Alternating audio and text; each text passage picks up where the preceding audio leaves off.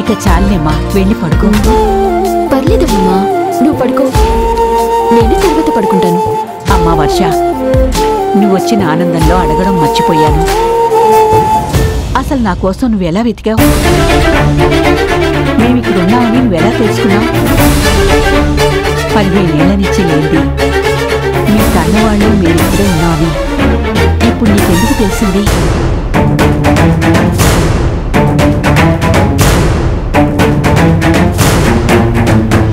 రీసెంట్గా నన్ను పెంచిన వాళ్ళు నా కన్న తల్లిదండ్రులు కాదని తెలిసింది.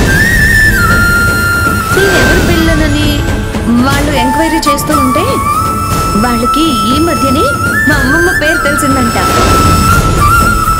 నేను బాగా ట్రై చేసి మా అమ్మమ్మ ఫోన్ నెంబర్ కనుక్కొని నిన్న మార్నింగ్ ఫోన్ చేసి మాట్లాడాను. ఇవి అమ్మవారి నగలు, మా కుటుంబ సాంప్రదాయపు నగలు ఇవే. నేను వర్ష అనడానికి వాళ్ళకి ఇదే గుర్తు. అమ్మమ్మ, నన్ను పెంచిన వాళ్ళే నా కన్న వాళ్ళు వేరే ఉన్నారని చెప్పారమ్మమ్మా. అలాగే నేను తప్పిపోయినప్పుడు నాతో ఉన్న దేవుడి నగలు చూపించారు. మీ గురించి ఎలా తెలుసుకోవాలి అని అడిగితే నన్ను పెంచిన మా నాన్న ఎంక్వైరీ చేసి ఆ దేవుడి నగలు చేసిన విశ్వబ్రాహ్మణుడి అడ్రస్ తెలుసుకున్నారు.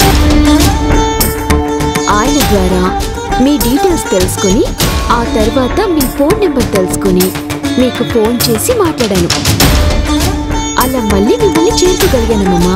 మనం చేయించిన దేవుడి నగలే మళ్ళీ నువ్వు మా దగ్గరకు వచ్చేలా చేసాయన్నమాట. అవునమ్మా.